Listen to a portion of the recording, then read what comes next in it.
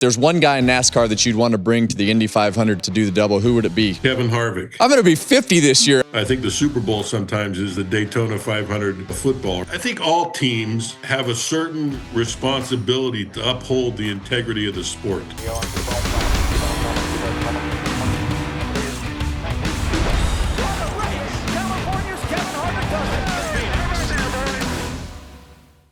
Welcome to Kevin Harvick's Happy Hour, presented by Echo Park Automotive and NASCAR on Fox. And today we have one of the legends of motorsports, team owner Chip Ganassi. Chip, welcome to the show, and thank you for taking the time today during a busy week. Thanks, Kevin. How are you? Good morning. I'm doing great. Yeah, it's been a crazy weekend here in Indianapolis, but typical month of May. Yeah. Well, talk to me about that month of May. You know, for me, going to the Daytona 500, now it's, 3, 4, 5 days at the most. And we used to go down there for 2 weeks, but we're talking a whole month. Explain to our fans just the challenge of managing the whole month with the sponsors and the people and just this massive event that you guys have at the Indianapolis 500. Yeah, it starts off with the road race at the beginning of the month, the Indy Grand Prix. So we start off with a small race, and then we go right into practice for 5 days, qualifying for 2 days, then another practice, and then the following weekend, the race. And so we just go through a week of practice, and, you're in different conditions. And it's actually good that you get that kind of practice because, you get rain and you get heat and you get cool. And these cars react to all those conditions differently. So you want to be prepared for each one of those in case you get that on race day. Yeah, when you go through this month and we've seen the cars be extremely hard to drive for a lot of guys. We've seen some crashes and a lot of things happening. How do you manage that with your guys? Is it just something that you go by feel, or is it something that you say, hey, we need to stay in the box right here. We need to get a good, solid starting spot and put ourselves in a position to qualify decent and not take too big of a risk? Well, it's talking to your guys every day. It's talking to your drivers every day and telling them, look, we had a little different condition than we did yesterday. You see a lot of these guys when they have these incidents like Colton did or McLaughlin or Armstrong. Those are the ones I'm familiar with. They were all, like first run out type of incidents, or a brand new tire, a brand new set of tires, when you're and they're on their first lap trying to get the most out of it. So, believe me, Kevin, when you get up, you know this as a driver, you get up over 200 miles an hour and the air gets really thick. And little tiny changes make big differences in the performance of the car. And you don't have to be off much to be when you're out on the that outside edge of the envelope. It doesn't take much to push you off the edge. And you get a little too much bite in the front, a little too light in the rear, and things could start happening pretty quick. Are you happy with where your car's qualified? We are. We were 4th and 6th and 15th, and my two veterans, Alex Palou and Scott Dixon, we've increased basically 15 spaces from where we were a year ago. We were out to lunch on super speedways a year ago, and we needed to do a lot of work in the off season. And the guys here in the race shop did a great job in the off season, getting us back to where we were in the Fast 6 yesterday with 2 cars. So that's a big thing. Yeah, well, qualifying up front. No matter what you race, qualifying up front is the first key to success on the weekend. So when we talk about INDYCAR this year, Fox obviously has to come into that equation. Talk to me about the things that you've seen Fox bring to the table, where you think this is headed, how it's good for INDYCAR with this new relationship with everybody at Fox. Yeah, good question. First of all, I think it's important to point out that the head of Fox Sports, a guy named Eric Shanks, is from the state of Indiana. He grew up an hour from here in Terre Haute, Indiana, or just outside of Terre Haute. So the Indianapolis 500 is something he's known about forever and basically grew up with. And so for him to now be in the position he's in and being able to televise the 500 is quite a feather in his cap. And he's approached it, very, very, you're leaning in heavily to the series, to the Indianapolis 500, and to the television product itself. When you look at being on Big Network and Big Fox, and you look at where you guys came from, what do you think? I mean, that's a big feather in the cap of everything that you can do being on Fox Network, right? Be on the big network. And when you look at everything else in IndyCar, what else do you think would help grow the sport? Every sport is looking to grow in different directions. What's the one area that you really feel like IndyCar needs to push next now that they've got a new television deal? That's a good question. No one's asked me that all week. I think it's basically just having some key events that are big. Look, we obviously have the Indianapolis 500, much like NASCAR has the Daytona 500, and their big race of the year, or oftentimes we refer to that as the Daytona 500 or the Indianapolis 500. They use that term, I think, is so overused when they say, well, that's our Super Bowl, and it's true in a sense. And I think the Super Bowl sometimes is the Daytona 500 of football, or the Indianapolis 500 of football. So, but having said that, I think that to make these sports bigger, we need to key on a couple of events and make them larger events. We need other great events like Daytona, like Indianapolis, to make motorsports bigger. And whether it's the Long Beach Grand Prix, or now we're going next spring to Arlington, Texas. We have Toronto, which is a great event. We have some great events in the upper Midwest at Elkhart Lake, and in Wisconsin. They're well-attended big events annually on the calendar of these local areas. And so I think the next growth area is just taking some of these other events and bringing them up to the level of Indianapolis.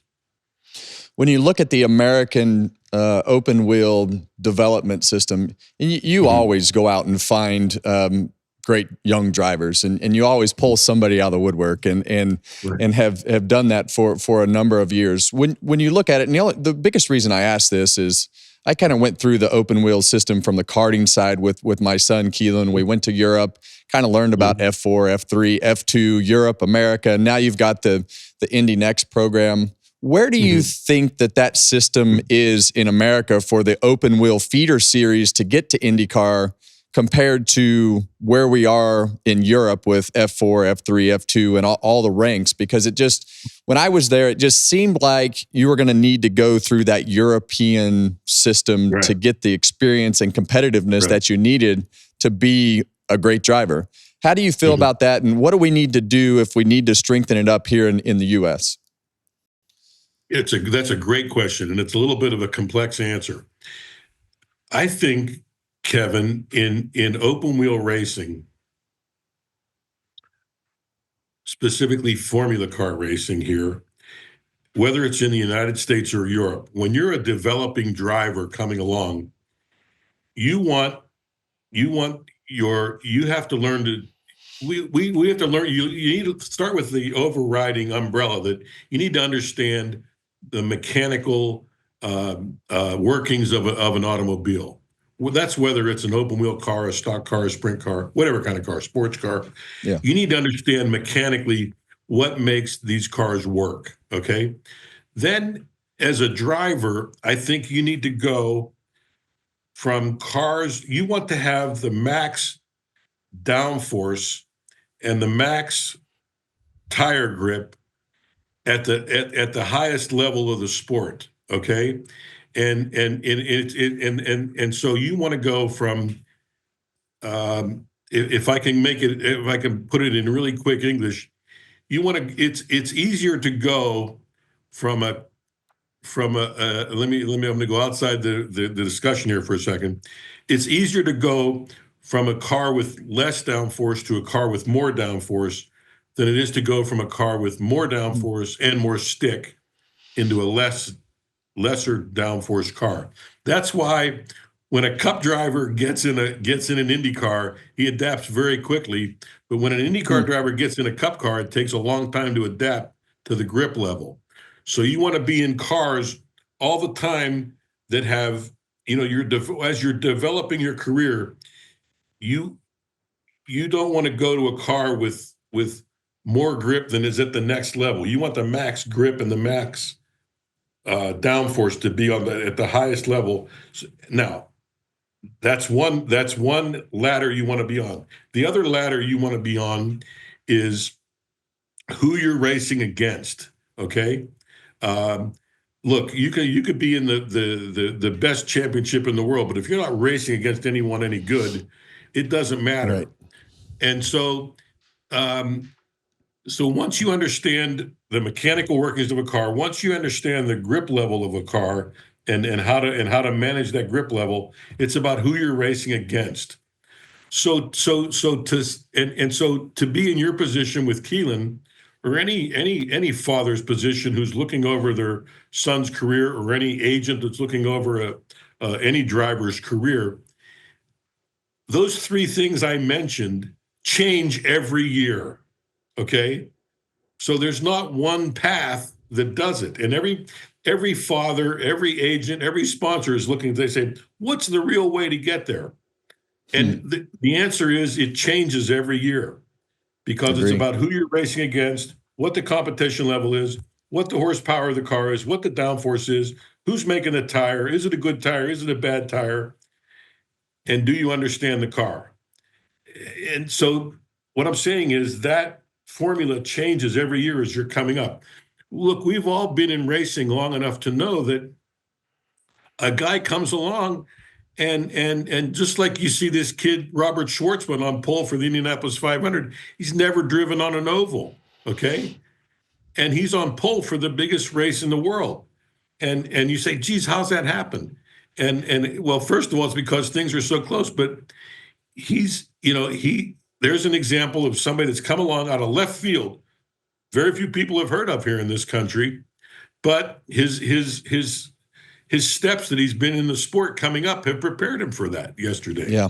It changes every year what the right path to get there is. And a guy always comes out, whether it's in open wheel racing, whether it's in stock cars, in any series, there's always some guy that comes out of left field no one's ever heard of, and he comes along and they go, where'd that guy come from? And yeah. Well, you seem to find some great ones all over the place. So how do you look? How do you keep coming up with all these guys? You found Larson, you found, the current crop of guys that you have. I mean, Dixon. I remember you and Chastain back at Darlington one year in a Busch race. Yeah. And you and he got into it, and had some words and whatever. And I'll never forget that. These guys come along and he was driving a motorhome. Ross Chastain was driving somebody's motorhome to the race, just to be there, to get a shot at it, and we gave him a shot, and he took full advantage of it. And, not without a few bumps and bruises along the way. But he did it, and my hat's off to him. And, it's, there's a good question how you find these guys, and there's no one answer to that either, but it starts with your heart. I know that, a lot of guys are fast. I always say there are a lot of guys that can drive a race car fast, but there are very few race car drivers. And I think you know what I mean. You could probably help me with that definition, but a lot of guys can drive cars fast, but there's a difference between that and race car drivers. Yeah, and, fast doesn't always finish. And in order to finish first, you must finish the race. But so here's a question. Here's three guys that have driven for you: Juan Montoya, Alex Zanardi, Kyle Larson. Who's the best one? Who's the best one out of those three? Because I think they're all just world-class drivers. Yeah, they are all world-class drivers. And, you and I can sit here and pontificate about that all day, who the best one is. And the fact of the matter is neither of us know, and we will never know. Okay, Yeah. that's the fact. Okay, because they all in their day, in their day are very, very fast or on a particular given day. And again, what they're driving, what what the grip level is, what the aerodynamics are, all that stuff sort of goes along. I can tell you, Zanardi was one of these guys that a lot of times you have drivers that are what I call Friday, Saturday drivers, and then you have Sunday drivers, and Yeah. Friday, Saturday guys are always playing with their car and getting everything perfect. And they're always trying to over-engineer the car and outthink it and this and that. They're always thinking real hard about it. And then come Sunday, they're like, well, they're in the race and this happened and that happened. They got all kind of excuses. And I'm like, okay, they're always working on their car, And then you got these guys that are Sunday guys that kind of don't give a damn on Friday and Saturday, but boy, come Sunday, they come alive and they race hard. Zanardi was the first guy I met that would make that perfect transition from a Friday, Saturday guy to a Sunday guy. Okay, he was the first guy I met that did that. You bring along Montoya, and Montoya in his day was blindingly fast in anything you put him in. I mean, blindingly fast, and he passed guys where nobody would ever pass. I remember seeing videos of him driving around the outside of Michael Schumacher at these Formula One races where they said you couldn't pass. And, he just would light things up. And he came over here, came to the United States and lit things up, winning the Indianapolis 500, win the championship. And, coming to NASCAR, making a transition into there, having winning races there. And, it was a great thing to have him come along. And then you meet a guy like Larson, and you put Larson, no matter what you put him in, he figures it out in a short period of time. And and he's doing a good job now. And obviously one of the most versatile guys out there right now. And he gets in any car and he can drive it fast. And I think that's a great thing. And he's been a Cup champion now. He's come along, and we're going to see him here next week at the Indianapolis 500 again. So, they all have their pluses. They all have their pluses like everybody else. They all have their minuses like everyone else. And but when it comes to who's the fastest of the three of those guys, nobody will ever know. And if I could make up an answer, but that's what it would be, a made up answer. Well, you've had some badass guys drive your cars and really unique individuals. If there's one guy in NASCAR that you'd want to bring to the Indy 500 to give it a shot to do the double, who would it be outside of Larson? Kevin Harvick. I'm going to be 50 this year. I mean, I guess I'd have to call Dixon to figure out how to get in 50-year-old shape. I know he's not quite there yet, but there's not one guy that you would say, hey, I'd like to see him do it. Yeah, I mean, maybe the kid that drives for Gibbs, Christopher Bell. Yeah, Christopher Bell. Yeah. He'd be somebody. Yeah. Yeah. I love those dirt kids. I remember seeing him at Turkey Night in a USAC midget. I don't know, probably before anybody had ever heard of it. Right after we brought along, I was actually at Turkey Night, and I was there with Parnelli Jones watching Kyle Larson run, and in California. I'm trying to remember where it was in California. Probably Irwindale. No, it was. It'll come to me, but yeah. But I went with Parnelli. Either way, Parnelli and I went to the Turkey Night, and we were watching Larson. This is after we'd already signed Larson, and he was duking it out with Christopher Bell in the USAC midget. And I remember not much has changed. Not much has changed on this side. So talk to me about what's happening here with this penalty and everything that went on yesterday in qualifying. I don't really understand it. So I know that you guys were there, and tell me about everything that went down yesterday with the Penske cars. Yeah, I mean, obviously they had some parts on their cars. There are a lot of what are called spec parts on these cars. And and they had a spec part that was modified on their car, and they were trying to get it off before they got penalized. And I mean, that's sort of a penalty in itself. And Yeah. so having, Yeah. yeah, they had an issue there. And, I think, I think all teams have a certain responsibility to uphold the integrity of the sport in any series. And no team more than Team Penske, they've had so much success over the years, and it's a team that everybody knows and everybody's heard of, and they have a lot of success around the world in a lot of different series.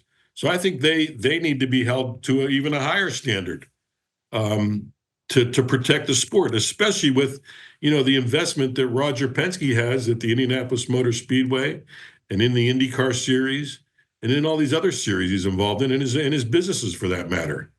So they have a responsibility to protect the sport, and we all need to. Everyone that's in it has to protect the sport, and it's certainly a problem when the pursuit of winning compromises integrity and sportsmanship. That's what you have.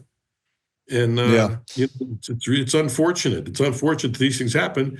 Now there's penalties being handed out as we speak, and in fact, there's an owners meeting going on right now that I'm missing, and they're notifying the owners of what's exactly happening. But there were some pretty severe penalties handed out this morning, I know. Yeah, there's always something going on. I read about the penalties and wanted to ask you that. So it's our sport on the NASCAR side. You got out, sold your team to Justin Marks. Our sport has changed a dramatic amount with the types of cars that we race, the way that we go about racing since you've left. Would you ever have any consideration of being a part of a NASCAR team again? I get that question a lot, and of course I would. I would never say never. Um, I would probably want some people like, when you and Dale Jr. decide to get back in, you let me know and I'll come with you. You know what I mean? It's I don't know. I, I would want somebody else to help shoulder the responsibility of it. It was just, you know, uh, I just couldn't do it the way I like to go racing. I like to have, whether it's having the proper financial backing, having the proper people driving the cars, working on the cars, and I like to be involved. I'm not one of these owners that sits up in the suite, eating and drinking. I'm down in the pit lane with the team. And it was just hard for me to do that in NASCAR and do it here and in sports cars. You couldn't be everywhere I wanted to be. What was the biggest difference between the NASCAR culture and the other teams, the other series that you were working in?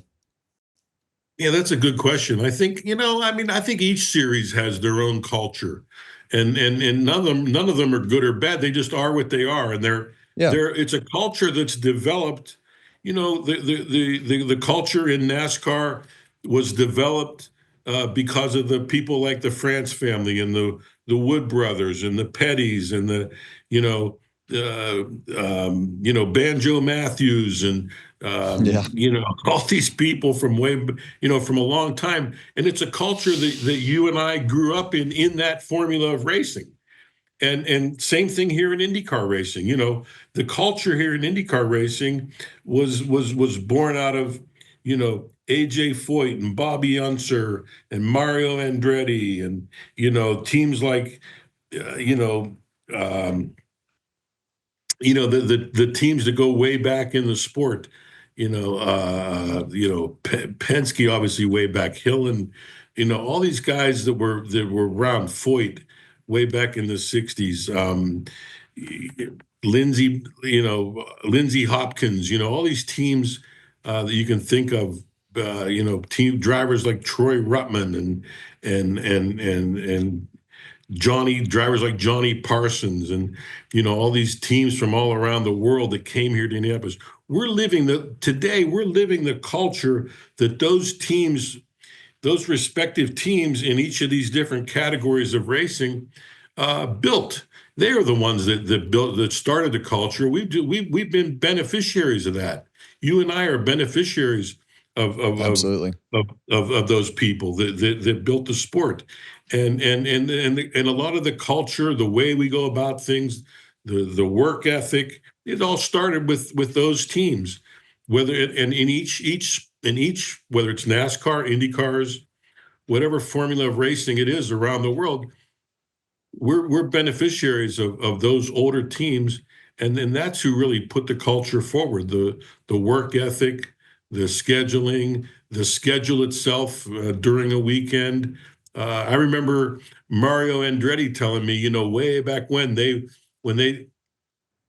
uh, when they discovered the difference in circumference of the tires. They were the difference in circumference from one tire to the next, and how suddenly that made the car faster. And they had a secret that they held for 2 or 3 years, and Yeah. before anybody knew about that. And now, next thing you know, everybody was measuring their tires. So Yeah. Pretty wild things like how. that. Yeah, it's pretty wild how our sport evolves. Just last Exactly. couple questions. Yeah, in 2010, you won the Indy 500, the Daytona 500, the Brickyard 400. Was that the most successful year that you've had as an owner? No question, no question. And and when you look back on 2010, everybody mentions that. And I think what's even more exciting to mention is every driver on our team. In other words, in those days, we had an IndyCar team. We had a two-car two. I'm sorry, 210. We had a 3-car IndyCar team. We had a 2-car Cup team, and we had a sports car, and we had one sports car. And the greatest thing that I could say about 2010 was not only did we win those races that you just mentioned, and that's a big feat, no question. Equally as large to me was every one of our drivers saw victory lane that year. And so it wasn't just one driver doing it. You know what I mean?